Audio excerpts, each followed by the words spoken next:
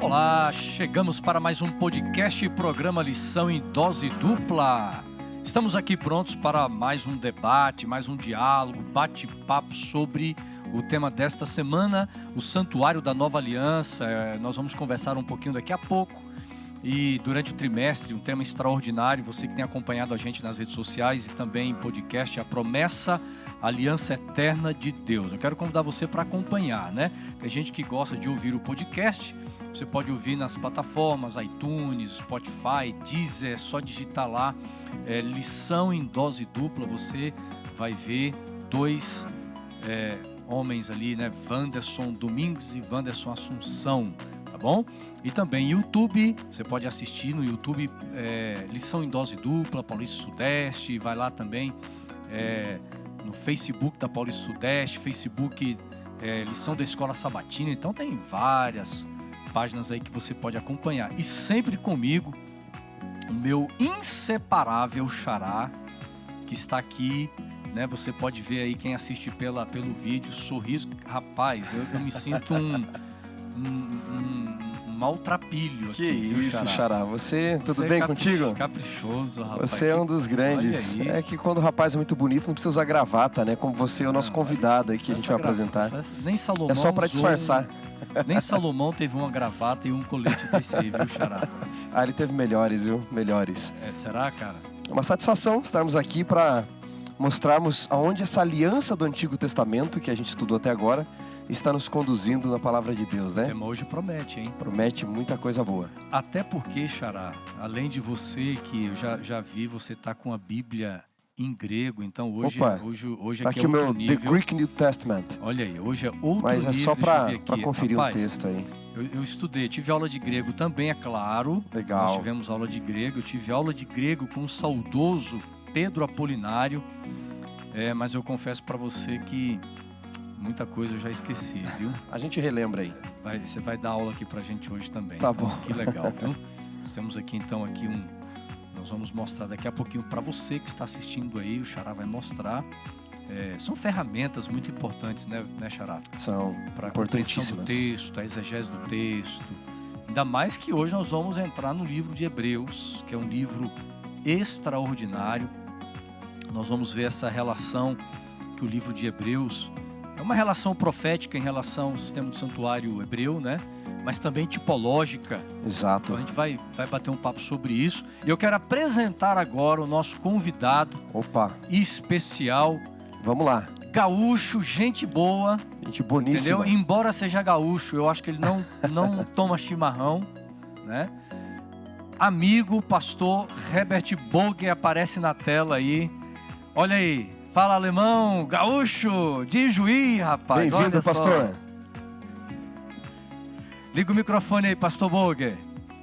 Uma alegria muito grande estar com vocês, viu? Lição em dose dupla, muito legal.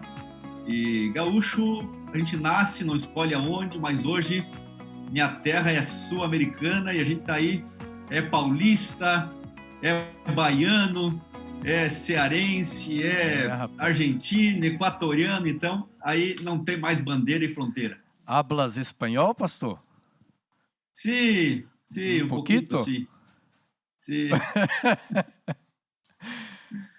Pastor Boger. Para predicar em todos os países de Sudamérica, tem que olha aí, predicar rapaz, em espanhol, seguramente. Então nós vamos ter que gravar, xará, uma lição em dose dupla em espanhol um dia com o pastor Boger. Opa, super top. Aí no meu lugar aqui vem a minha esposa, que fala espanhol fluente. Aí você se vira, cara. Pode deixar.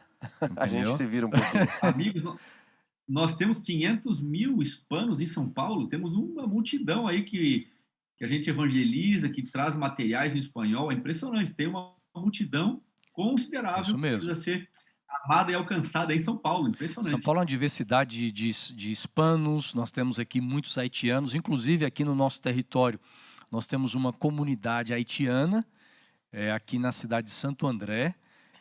Nós temos, por exemplo, o pastor Boger, aqui em São Bernardo do Campo, uma comunidade muito grande de árabes, né? É claro que eles vieram para cá, cada vez mais aumenta, nós temos aqui Mesquita, mas é um povo maravilhoso, um povo que mergulhou assim na nossa cultura, né? São pessoas que estão aí convivendo conosco no comércio, são muito bem-vindos aqui. Então, a São Paulo é isso aí, né? Pastor Bog, agora, você então, fala um pouquinho de você rápido. Você é gaúcho, nasceu lá em Juí, né, pastor? Nasci no interior do Rio Grande do Sul, em Juí. Terra boa, morei lá. Terra boa, terra boa.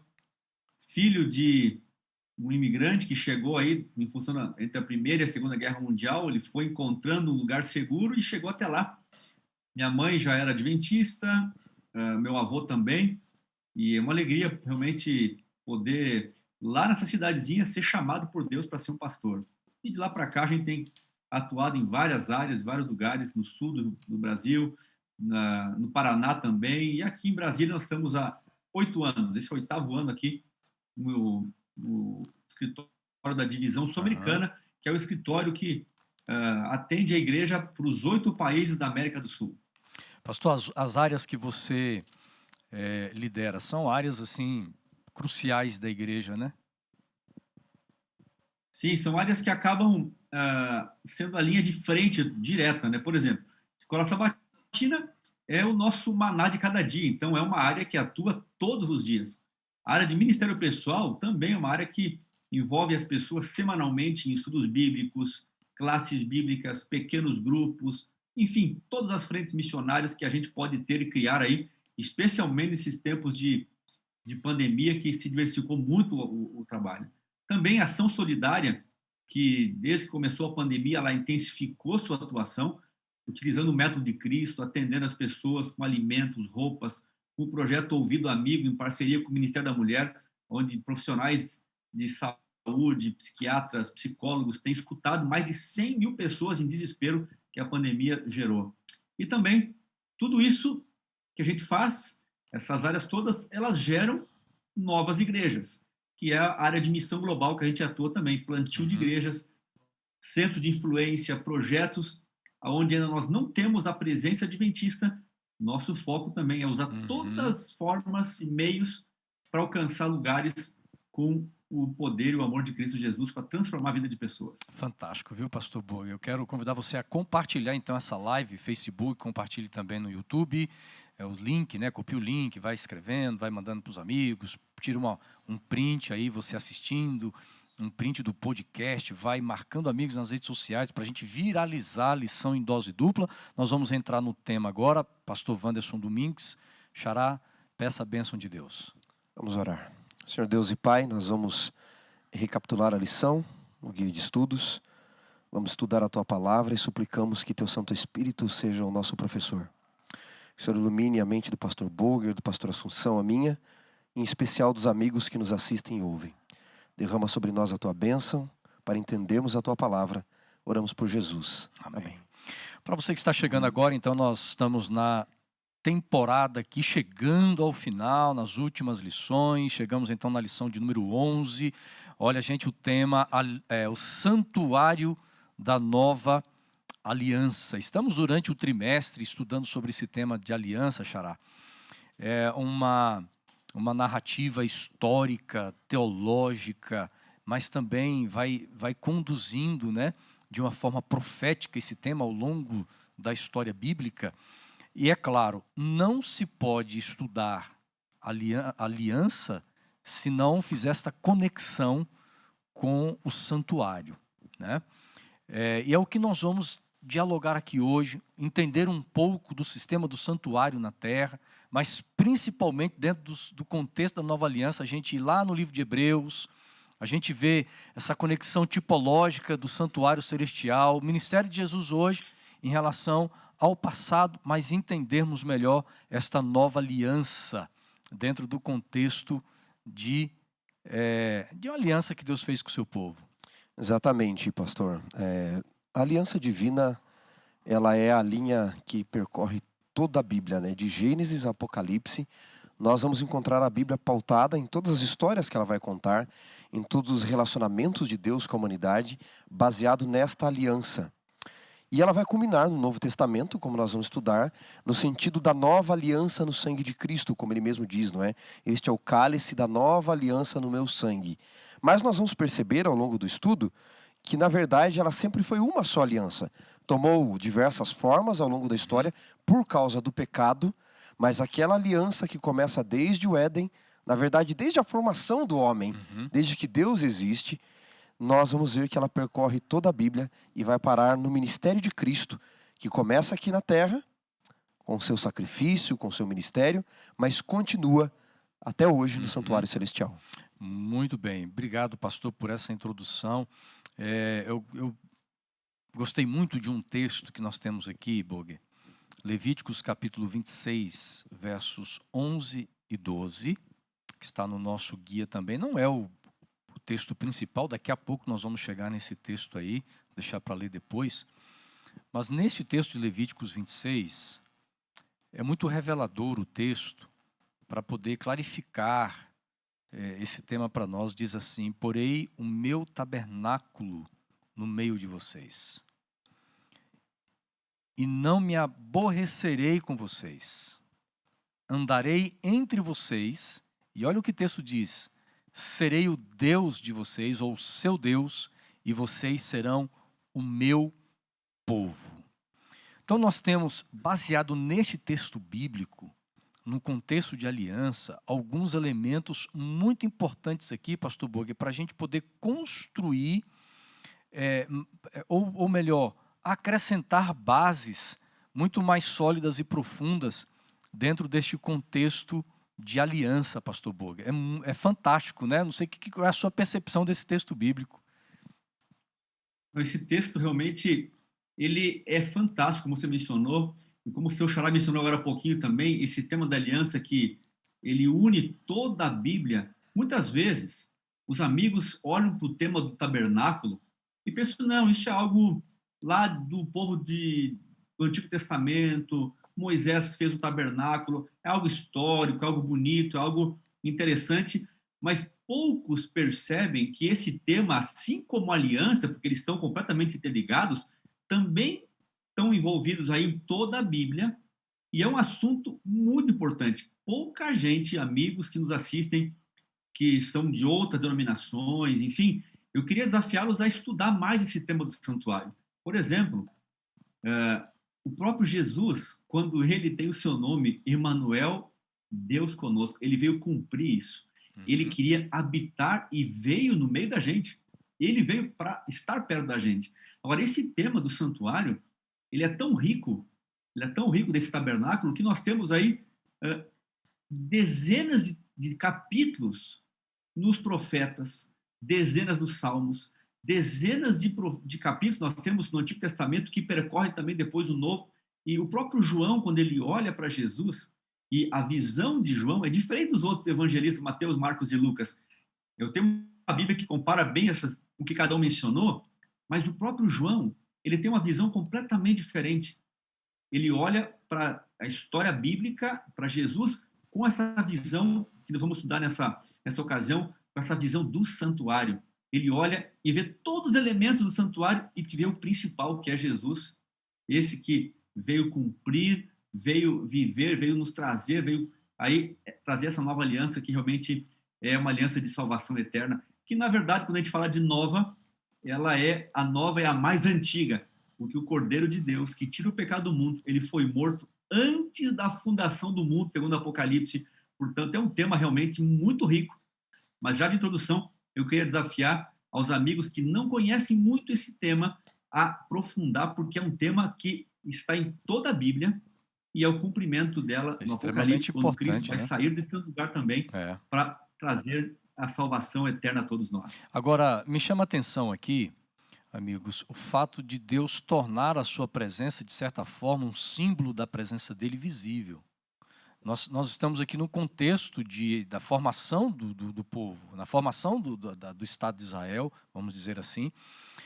As culturas, Xará, as culturas religiosas antigas, ou contemporâneas, melhor, os egípcios, por exemplo, eles tinham templos visíveis com imagens dos seus deuses, e tudo isso tornava mais convincente para as pessoas buscarem, adorarem aqueles deuses, né?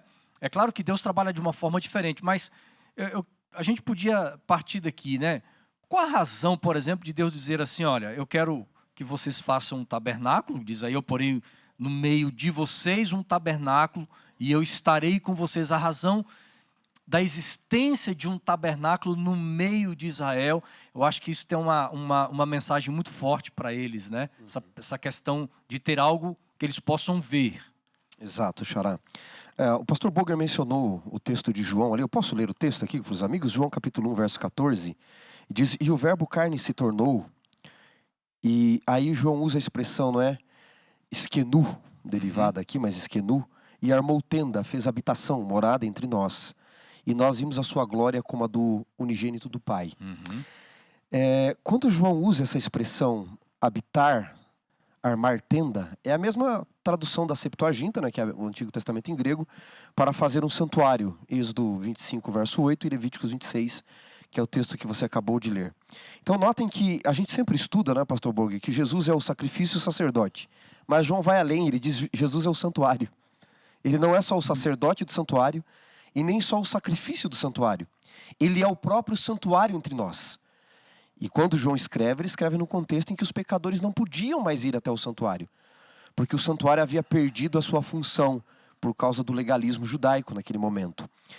Quando Deus pede no Antigo Testamento, portanto, Xará, para que se faça um santuário para habitar no meio do povo, diferentemente dos deuses pagãos que precisam ser provocados em sua benevolência, você precisa se ferir, se cortar, o Deus bíblico, ele toma a ação de ir atrás do ser humano. E Deus sabe que o povo é pecador e sabe que o pecado faz separação entre o povo e ele. Então o que Deus faz? Já que o pecado faz separação, já que o povo não pode ouvir a sua voz, não pode suportar a sua glória, Deus estabelece um sistema pedagógico para ensinar o povo um método de resgate, como Deus quer trazer o povo de volta. E este método pedagógico para o povo é o santuário, é o tabernáculo ali no Antigo Testamento. E vai mais além do sacrifício, do sacerdote, do próprio santuário representar o próprio Cristo, porque o próprio Paulo vai dizer, nós vamos ver que tudo isso era sombra de coisas superiores que viriam. Eu acho que tem algo além aqui que eu gostaria de até trazer à mesa. Nós entendemos um pouco errado a diferença, eu acho que um pouco limitada talvez seria a palavra mais certa, a diferença entre o sagrado e o profano, entre o santo e o comum. O que é o profanos? É aquilo que está além do fanos, não é? Quando Deus ele arma o santuário no meio do povo, é sagrado o santuário, é santo o santuário. Mas Deus ele arma o santuário para ser profanado também. Porque quando o pecador pecava, confessava o pecado sobre o cordeirinho, e o sangue desse cordeiro que representava agora substituía o pecador, era aspergido no santuário, e de alguma forma o santuário era profanado. E o que é profanos na origem da palavra? É devolver ao uso comum. Simplesmente Deus está dizendo o seguinte, como vocês não suportam a minha santidade, eu vou devolver a minha santidade no meio de vocês, para que vocês entendam o quanto eu quero habitar no meio de vocês. E é por isso que eu li João 1,14. Quando o santuário não pode mais receber os pecadores na época de Jesus, João diz, agora ele é o santuário entre nós. Se você não pode mais ir até o santuário, pecador, porque você está proibido de ir pelo legalismo, o santuário veio até vocês. Essa é a ideia de Deus. É ele ser profanado pelo seu povo nesse sentido de devolver ao uso comum para que o povo seja salvo. Fantástica essa explicação, viu? Porque isso quebra um pouco, o pastor Boga, o nosso paradigma de essa mentalidade de que o sagrado jamais pode ser profanado. E a gente sempre liga com eu, por exemplo, quando era garoto, qualquer barulhinho na igreja, né, as diaconisas estavam ali, né, olhando, olha, não, a reverência, aquele cuidado todo. E essa mentalidade, muitas vezes, nós não conseguimos, nos limita a entender a profundidade do que realmente é a função do santuário terrestre. E é claro que como uma sombra do celestial, nós vamos entender daqui a pouco, Cristo, quando se faz presente no santuário celestial, de certa forma, simbolicamente, há também uma contaminação, né? É muito interessante a gente pensar isso. Antes de envolver o pastor Viu, Xará? Xará, Só um detalhe. Só a questão do fanos a fania é a manifestação do sagrado. Então, quando eu disse o profanos, queridos, que estão aí nos ouvindo, o que é o profano? É aquilo que é pecador só. Não, é o que está além do sagrado. Só que o sagrado quer tocar o profanos e ser tocado por ele para santificá-lo também. Muito bem. Agora, pastor Borg, ainda dentro dessa questão do santuário aqui, a gente percebe que Deus habitando no meio do povo, diz assim: eu serei o Deus de vocês e vocês serão o meu povo. Como é forte a representação dos relacionamentos em relação a Deus, sempre buscando.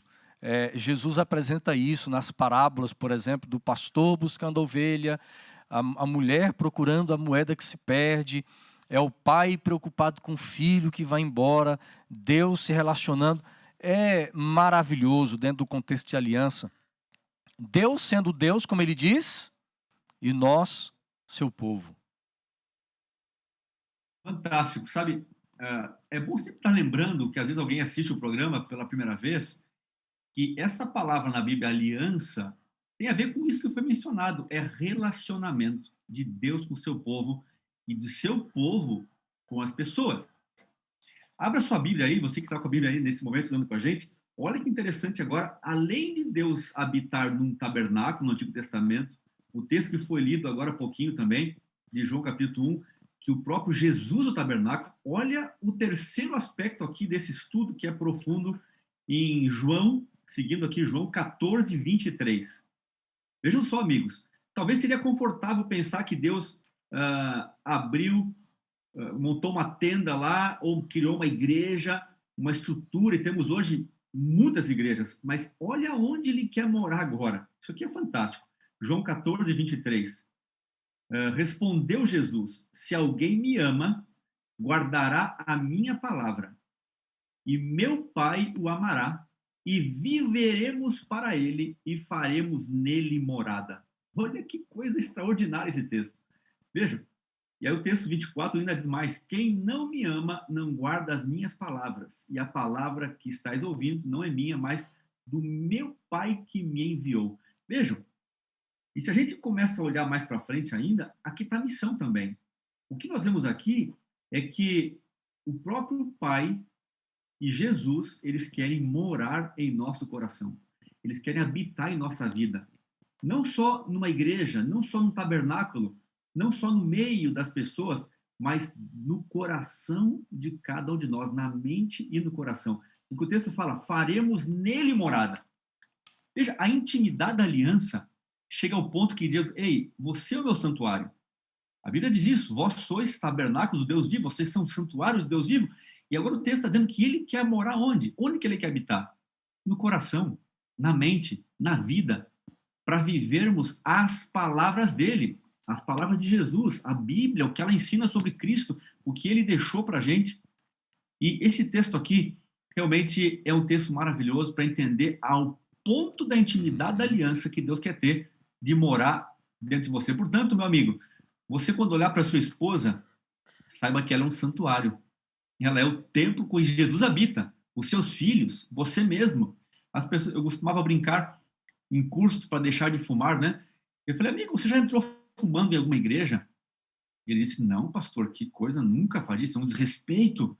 Já entrou bebendo na igreja?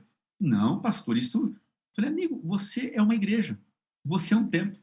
Deus habita em você, o Espírito Santo habita em você, Jesus habita em você. Aqui o texto está dizendo isso. E sabe, eu gosto de complementar esse texto, olhando o Antigo Testamento, um texto bem interessante aqui de Isaías 57.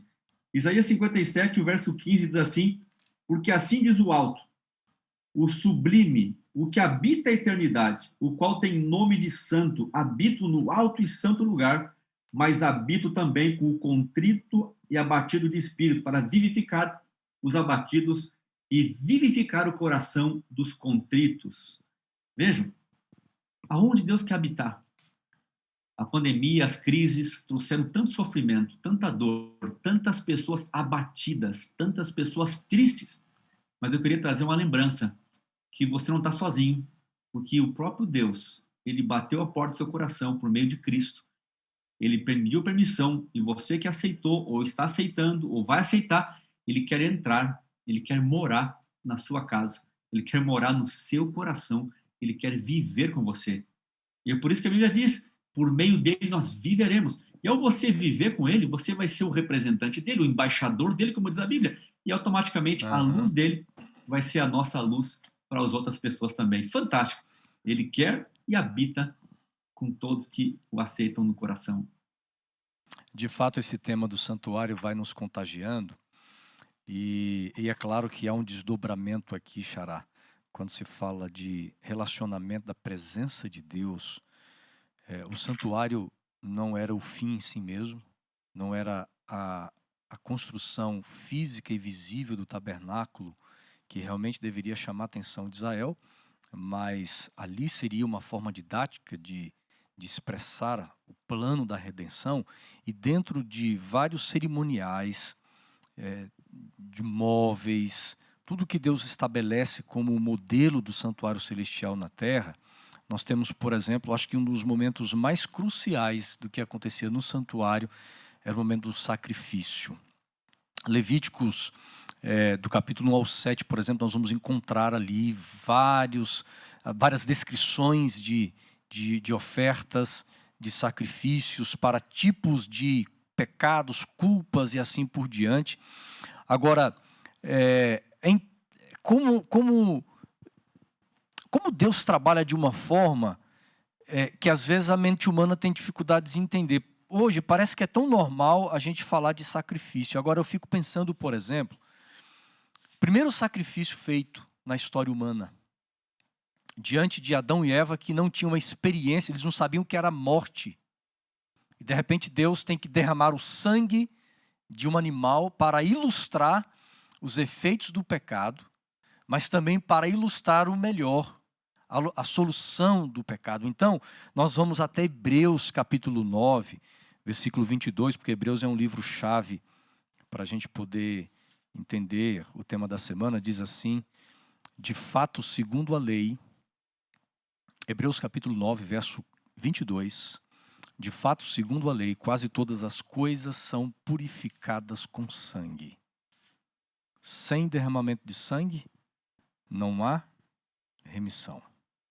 Evidentemente, Xará, muitos mártires, o sangue foi derramado desses indivíduos. Paulo, por exemplo, e muitos outros. Mas somente um sangue é capaz de ocupar o nosso lugar. Vamos entender um pouquinho isso, que diz aqui o texto, né? Somente se pode purificar com sangue, o derramamento de sangue. É muito curioso, não é, amigos, que Deus, ele nessa forma didática, pedagógica de ensinar a história da redenção, a aliança nada mais é do que a história da redenção, né? Já estudamos aqui sobre a palavra berit, não é?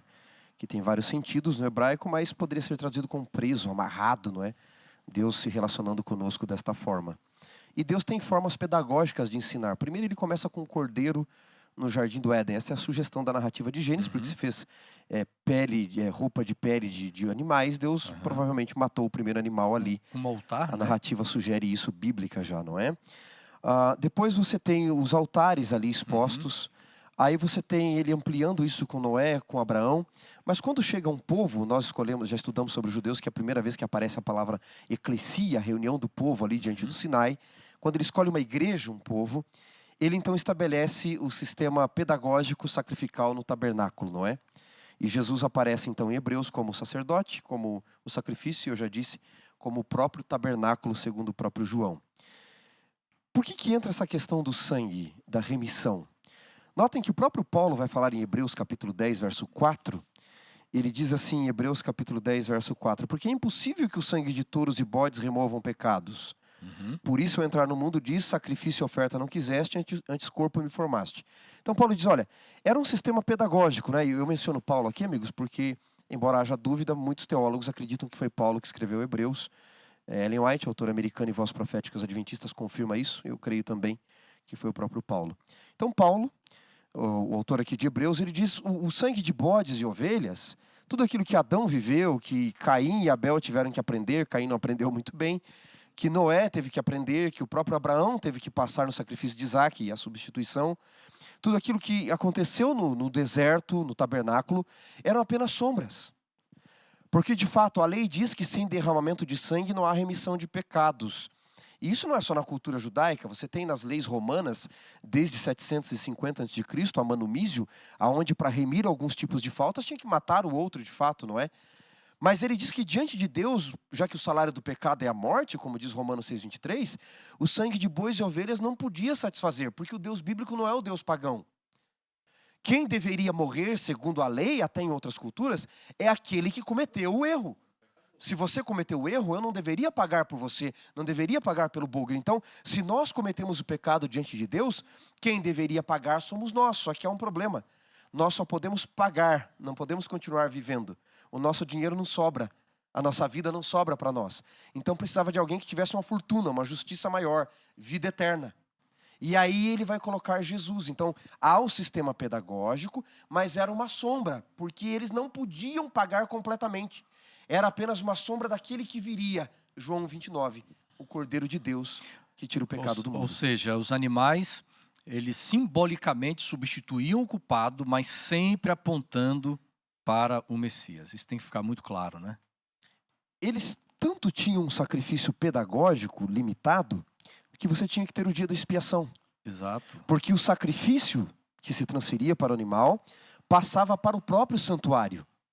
Aí entra o que você falou aquela hora, né, pastor Boga? A contaminação do sagrado, né? Exato. O pecado sendo transferido para o santuário. Agora, o sacerdote também, de certa forma, ele também estava, no dia da expiação, ele levava essa culpa, né? sim, inclusive as pessoas dizem que o sacerdote entrava uma única vez no santuário, no lugar santíssimo. Isso não é verdade, ele entrava 2 vezes, não é? Levíticos 16 aponta que no dia da expiação, o dia do Yom Kippur, o 10º dia do 7º mês, depois vocês leiam lá Levíticos 16, diz que o sacerdote oferecia primeiro o sacrifício por ele, e depois ele voltava uma segunda vez pelo povo, não é? Mas eu estava pensando aqui, pastor Boger, o quanto o ser humano precisa do espaço sagrado para entender isso, não é? Por que Deus fez o santuário com toda essa pedagogia do sacrifício do sangue? O quanto nós precisamos do espaço sagrado. Num contexto de pandemia, onde a maioria das pessoas, para preservar a vida, tem que adorar em casa. Talvez algumas pessoas, quando afrouxaram algumas questões da pandemia e puderem voltar para a igreja, não queiram voltar. Digam, eu posso adorar Deus aqui de casa. O Espírito Santo não tem paredes que o restringe, é verdade. Mas o quanto o ser humano precisa pedagogicamente do espaço sagrado. E por isso Deus escolhe um local sagrado para que ele ensine a história da redenção de fato, onde ele se manifesta, não é? Onde tem a manifestação divina.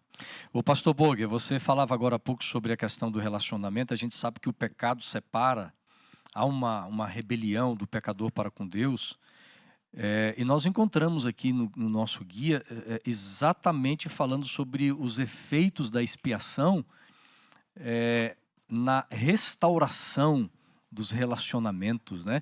Ou seja, todo o serviço sacrificial no tabernáculo também, além de apontar para um Messias que assumia a culpa e morria ou morreria um dia pelo pecador, mas também uma mensagem muito forte de restauração de relacionamentos.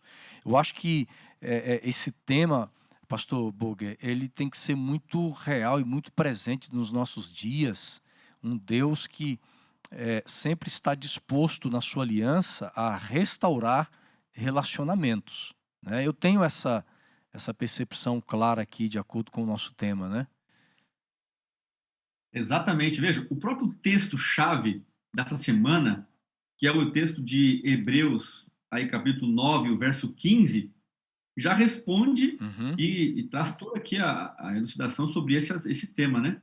Veja, por isso mesmo, ele é o mediador da nova aliança, a fim de que, intervindo a morte para a remissão das transgressões que havia sobre a primeira aliança, recebam a promessa da eterna herança aqueles que têm sido chamados.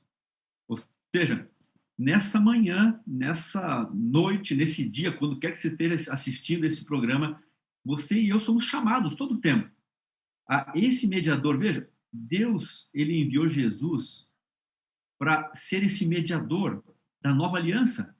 Uma nova aliança que já tinha sido estabelecida desde a fundação do mundo. Agora, eu gosto de olhar sempre, e como estudioso da Bíblia, a gente nunca pode olhar só um texto.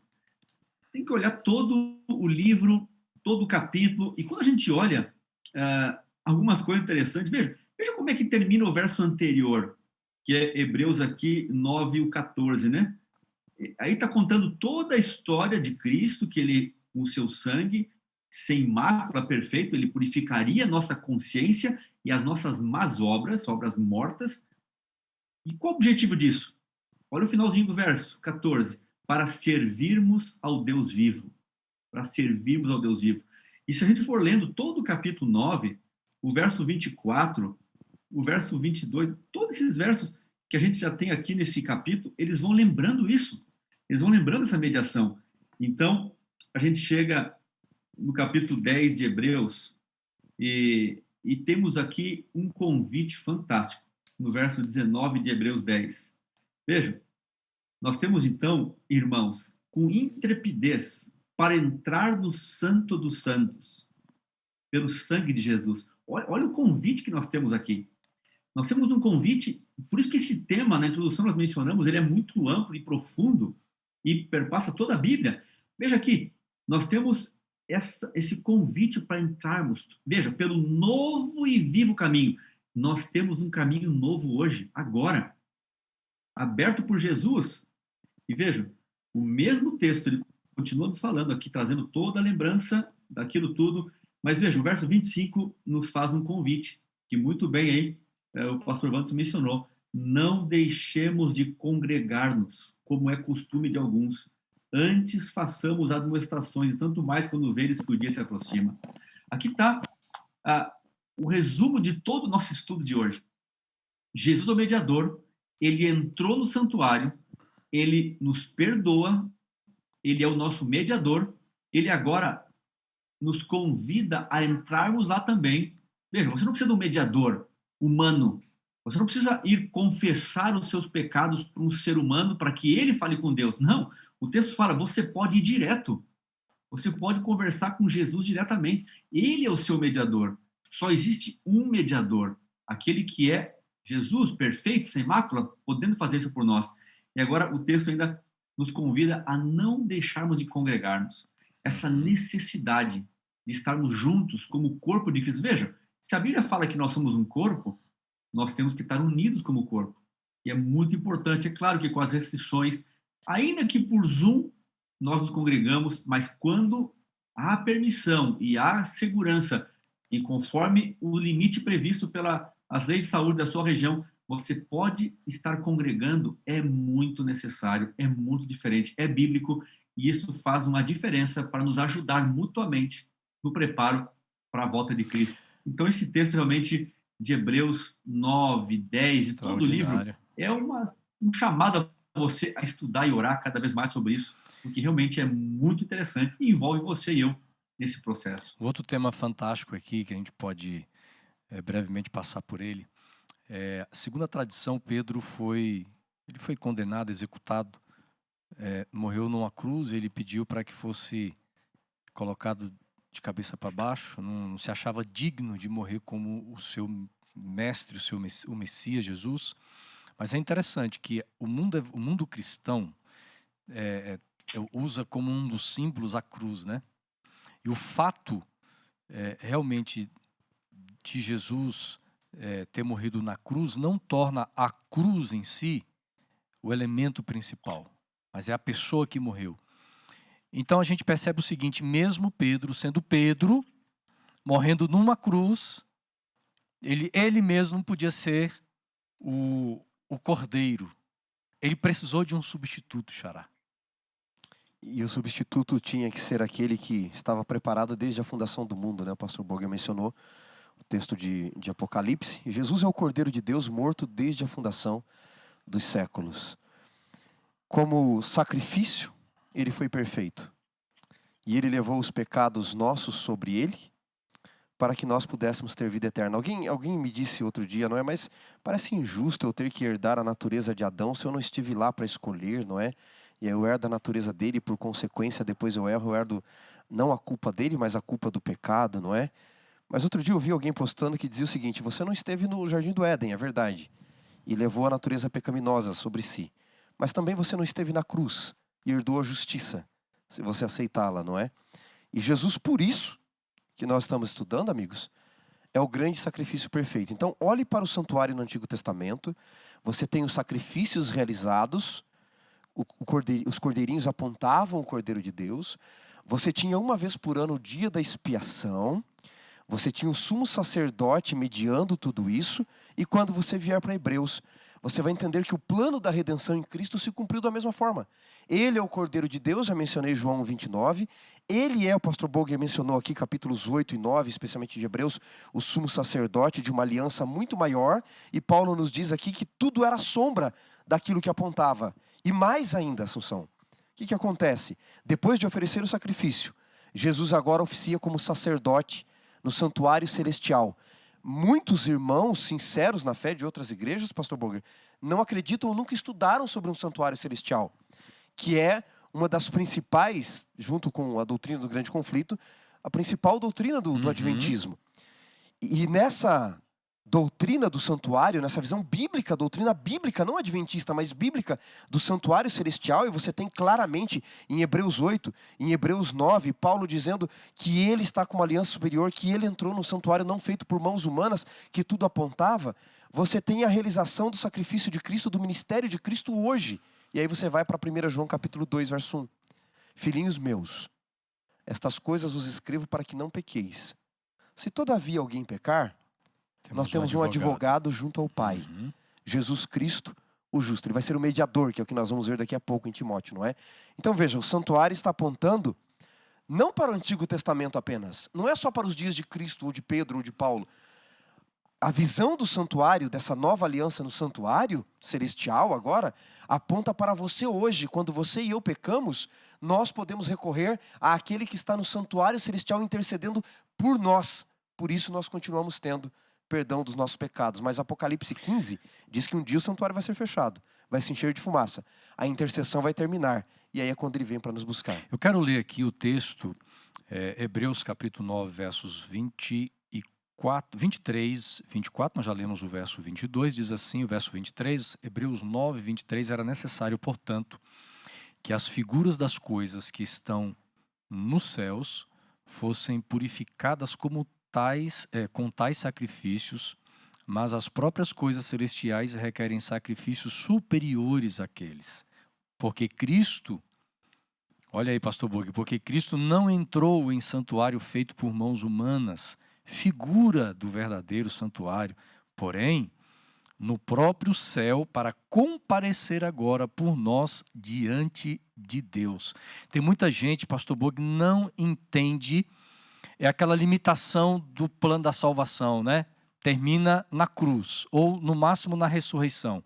Jesus morreu, ressuscitou, pronto. Pastor, como é que a gente clarifica esse ministério hoje de Jesus como sumo sacerdote? Porque nós entendemos na linha profética aqui, amigos, que em 1844, dia 22 de outubro, né, e não dá para a gente explicar agora por causa do nosso tempo, não é o foco também do estudo em si, mas vale a pena você estudar sobre esse período aí da profecia, das 2.300 tardes e manhãs. Mas em 1844, dia 22 de outubro, mais específico aqui, Jesus entra no lugar santíssimo, agora como um sumo sacerdote, ministrando num santuário celestial. Como é que nós vamos entender de uma forma prática o impacto que isso traz para a nossa vida espiritual e a gente entender o que Jesus está fazendo lá hoje, pastor Boger e Wanderson? Vamos descrever um pouquinho aqui esse ministério de Jesus. Eu gosto muito nós todos, estudantes da Bíblia, gostamos que a própria Bíblia responda, né? Volta um pouquinho, meu amigo, que está acompanhando a gente aqui, o capítulo 4 de Hebreus, e os versos 14 em diante. O finalzinho do capítulo 4 de Hebreus. Aqui está a resposta. O que ele faz lá por nós hoje? Isso que foi mencionado aqui, muita gente não compreende esse tema. O que tem após a cruz? Onde está Jesus agora? O que ele faz? A Bíblia é muito clara e a gente está percebendo isso nesse estudo, nesse momento. Agora, olha aqui que coisa linda isso aqui, meus amigos. Hebreus 4,14. Tendo, pois, Jesus, o Filho de Deus, com grande sumo sacerdote que penetrou os céus, conservemos firmes a nossa confissão. Porque não temos um sumo sacerdote que não possa compadecer-se de nossas fraquezas. Antes, foi ele tentado em todas as coisas, a nossa semelhança, mas sem pecado. Acheguemo-nos, portanto, confiadamente junto ao trono da graça, a fim de recebermos misericórdia e acharmos graça para socorro em ocasião oportuna. Está aqui a resposta. O que ele pede da gente? Que a gente confie nele, que nós possamos podemos comparecer, perdão, diante dele. Ele fala assim, olha, eu não estou aqui para julgar simplesmente, não. Eu estou aqui para dar força para você. Quando você olha para Cristo hoje, o seu trabalho no Santuário Celestial, o que ele faz lá? Ele faz exatamente isso aqui. Ele está compadecendo-se das nossas fraquezas, nossos erros, pecados. E ele quer nos purificar, nos fortalecer, erguer nossa cabeça e dizer, filho, eu entendo você, eu tive nessa terra. Eu fui tentado em todas as coisas, eu sei que não é fácil. E eu fui lá para poder ajudar você hoje.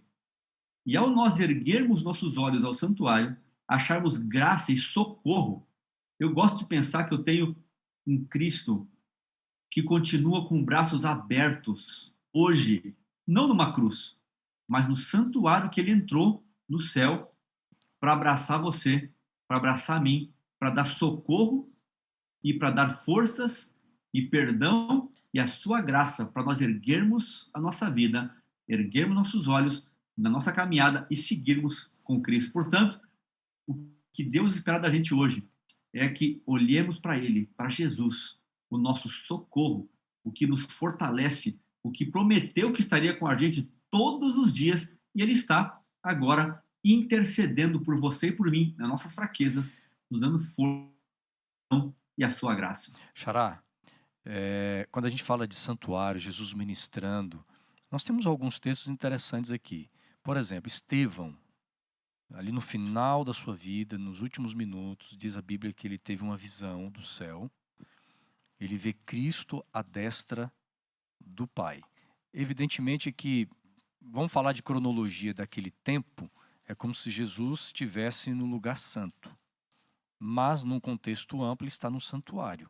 Mas ele está vendo o Filho, Jesus, ao lado do Pai. Como é que a gente pode conciliar o trono de Deus? Ao mesmo tempo, Paulo está dizendo aqui que há um santuário celestial, Jesus ministrando no lugar santo e agora no Santíssimo. Né? Às vezes as pessoas ficam confusas. Será que... E o trono? Porque Apocalipse fala de trono, de seres adorando perante o trono, e o Jesus ali também. E às vezes a gente tem dificuldade de entender essa complexidade do que é realmente o céu, tudo que há no céu, né? Mas Deus não se contradiz. Há uma forma da gente compreender bem isso aí. Como diz Paulo, né, em Hebreus 11, né, faltaria-nos tempo de falar tantas coisas, né? Mas veja, pegando o link do que você falou com o que o pastor Boger falou ali, muito bem esse texto, pastor Boger, de Hebreus 4, em Hebreus 9, Paulo diz assim no verso 11, quando Cristo veio como sumo sacerdote dos bens já realizados, mediante maior e mais perfeito tabernáculo, não feito por mãos, quer dizer, não desta criação. Então, é claro aqui, irmãos, que existe o santuário celestial. Apocalipse 11, 19, inclusive, tem essa visão. Apocalipse 4, 5, do santuário. E que Cristo, ele entrou depois do sacrifício no santuário não feito por mãos humanas. Que tudo o que acontecia no terrestre era um símbolo, uma pedagogia da salvação em Cristo. E ele diz no verso 12, não por meio de bodes, do sangue de bodes, de bezerros, mas pelo seu próprio sangue, entrou no Santo dos Santos. Uma só vez por todas. Uma vez por todas, tendo obtido eterna redenção. Portanto, se o sangue de bodes e touros, a cinza de uma novilha aspergidos sobre os contaminados santificavam, quanto à purificação da carne, muito mais o sangue de Cristo pelo Espírito Santo, o Espírito Eterno. A si mesmo se ofereceu sem mácula a Deus, purificará a consciência de obras mortas para servirmos a Deus. Olha, curioso, a gente está falando do intercessor, de um sacerdote, o pastor Boger mencionou que não pode se compadecer das nossas dores, das dores humanas. E aqui ele diz que hoje no santuário celestial, o sangue de Cristo, o sacrifício de Cristo chega até nós pelo Espírito Eterno. Agora, você mencionou o porquê de tronos em Apocalipse, não é? Apocalipse 4 e 5 fala a respeito da visão de Cristo no trono. Irmãos, entenda uma coisa, Jesus morreu numa sexta-feira à tarde, por todos nós.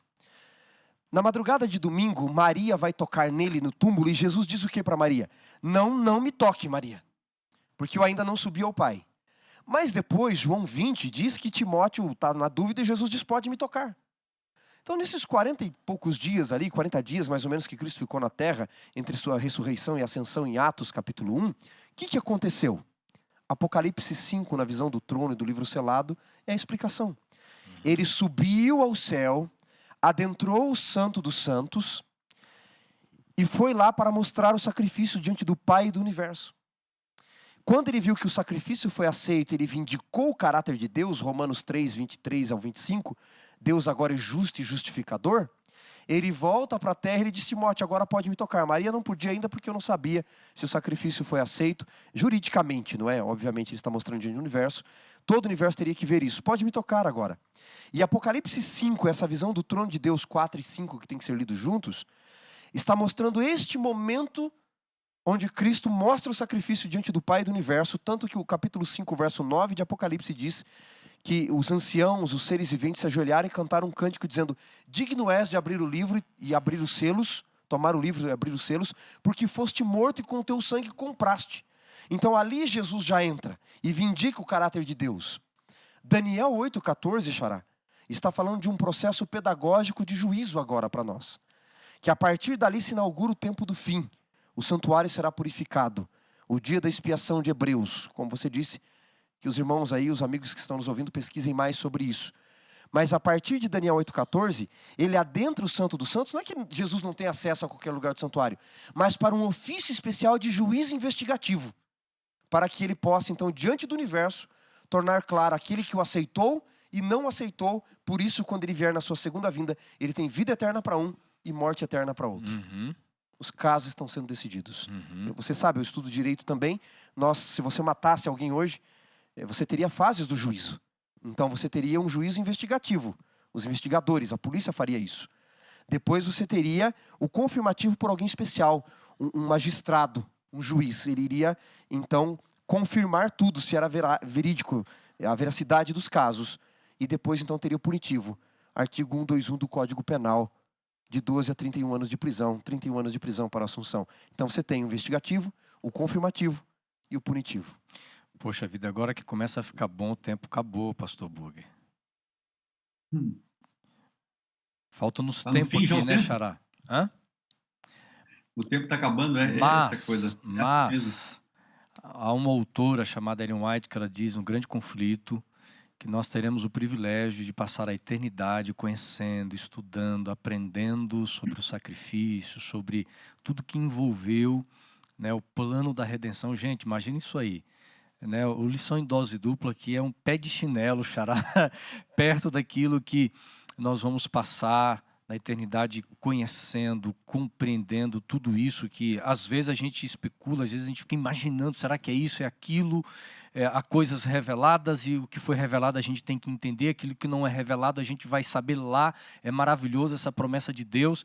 Eu quero ler para vocês aqui, aí eu vou deixar que vocês em 30 segundos fechem aqui o nosso programa, né, com as últimas palavras de vocês, mas eu leio aqui um texto que está escrito, eu recomendo a leitura do livro Mensagens Escolhidas, volume 1, na página 257, a autora escreveu o seguinte: o mais elevado do anjo do céu, o mais elevado anjo do céu, não tinha poder para pagar o resgate de uma só pessoa perdida.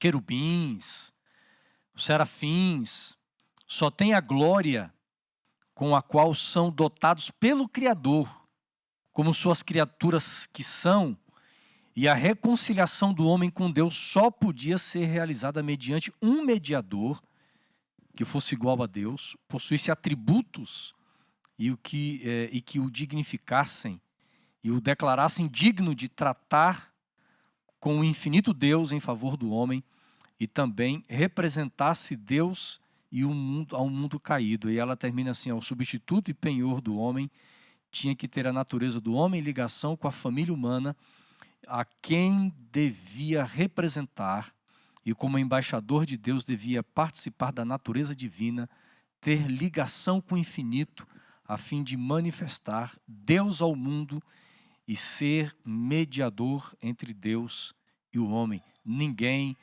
anjos, não era Gabriel, não era o anjo mais poderoso, Somente aquele que abriu mão, né? Deixou toda a sua glória, veio como Deus, mas assumiu a forma de homem, tomou o nosso lugar. Que coisa linda, maravilhosa. Pastor Wanderson Domingues, eu sei que você tem aí as últimas palavras para a gente concluir essa lição tão bonita, o tempo é curto. Aí você conclui, pastor Boger, vai terminar também. E vamos ficando por aqui, né? Mas tem mais na próxima semana. Tanta coisa para estudar, Xará? não é? Isso aqui nos instiga a estudarmos muito mais sobre juízo, sobre santuário, enfim. Xará, pastor Boger, amigos que nos ouvem, eu queria voltar ao meu tema aqui de Hebreus capítulo 8, que eu já mencionei, que pelo Espírito Eterno que nos toca, o sangue de Cristo, então nos purifica, não é? O que torna o comum separado, santo? O que torna o profano sagrado, não é? Jacó, fugindo de Esaú, pisou por muitas pedras, deitou em uma, Gênesis 28. E naquela Deus apareceu para ele e ele fez um altar e disse: aqui é a morada de Deus, é Betel. Não era mais uma pedra, era a morada de Deus. Moisés pisou por muitas sarças em 40 anos no deserto, mas numa Deus desceu. E ele disse: aqui não, Moisés, tira as sandálias. Aqui é terra santa. Não era mais uma sarça, era a morada de Deus. Não era mais uma pedra, era a casa de Deus. O que tornou o comum sagrado, santo? O profano santo? A manifestação divina. O que é que torna hoje pecadores comuns, como você e eu, separados, santificados? Hebreus diz: o sangue de Cristo pelo Espírito Eterno. É isso que faz a diferença na nossa vida. Amém, amém. Que benção. Pastor Boger. Olha só, tem aqui um texto que resume bem tudo que nós falamos e o que Deus espera da gente hoje. 2 Coríntios 5:18. Olha só. Ora, tudo provém de Deus, que nos reconciliou consigo mesmo por meio de Cristo e nos deu o ministério da reconciliação. A saber que Deus estava em Cristo reconciliando consigo o mundo, não imputando aos homens suas transgressões, e nos confiou a palavra da reconciliação, de sorte que somos embaixadores em nome de Cristo, como se Deus exortasse por nosso intermédio. Olha que fantástico. Nós somos reconciliados. É a religião. Religião é isso, é religar, é estar ligado a Deus, é a aliança, o relacionamento com Ele. E agora, quando nós temos isso, nós vimos no texto anterior lá, que o próprio Jesus, ele habita com Deus em nosso coração. E agora nós somos embaixadores, como se Deus falasse por nosso intermédio. Portanto, você que conhece a palavra de Cristo e aceitou, e que tem Jesus no coração, você e eu precisamos compartilhar dessa palavra de reconciliação de Deus com o ser humano também. Que Ele te use para fazer isso, levando essa palavra de paz, de reconciliação do homem com o seu Deus. Amém. Chegamos ao final de mais uma lição em dose dupla. Foi uma bênção muito grande passar esse tempo com você. Você que fez seus comentários aí no Facebook, não deixe de escrever, de comentar, de compartilhar, de curtir, de dar like, tá bom? Para que mais pessoas possam ser alcançadas também. Xará, obrigado aí pela companhia, parceria. Você está numa correria grande, hein? Né? Muito Mas evangelismo. Deus tem te abençoado aí. Mas obrigado, é uma bênção viu? aqui. Pastor Boger, muito obrigado também. Sua vida é muito agitada. A corrida parou um pouquinho para a gente poder gravar. Eu sei que Escola Sabatina está em seu coração. A lição, os propósitos da Escola Sabatina também. Então fica a nossa gratidão aqui, tá bom? Por você participar conosco. Eu tenho certeza Alegria. que... Já estou com a próxima aqui, olha só. Já estou com a próxima, chegou já temos esses dias. a próxima. O próximo guia aqui no outro, em julho, a gente começa, no finalzinho de junho, Descanso em Cristo. Uma bênção ter esse guia. Já está propaganda que aí. oferecem durante o programa. Está aí a bênção para continuarmos nunca parando de nos alimentar com maná, o pão de cada dia, que é a palavra do Senhor. E a vantagem de quem assina a lição, né, pastor? Já chega antes, com antecedência, a gente já vai olhando ali, já vai preparando. Então, assina a tua lição, não deixa de ficar sem a lição da Escola Sabatina. Pastor Boger, termine dando a bênção, orando por todos nós. Claro. Querido Pai, nosso Deus, muito obrigado por esse estudo profundo da sua palavra, por meio desse guia de estudos que nos faz nos achegar agora ao teu trono de graça, ao santuário celestial, ao Santo dos Santos, onde está Jesus, com os braços abertos, recebendo a cada amigo que sofre, que tem angústia, que precisa ser purificado nesse momento por Cristo Jesus, para ter forças para viver ao lado dele e dos seus queridos também. Obrigado por essa bênção, por esse estudo, por isso tudo que ouvimos nesse momento. Te agradecemos em Jesus. Amém.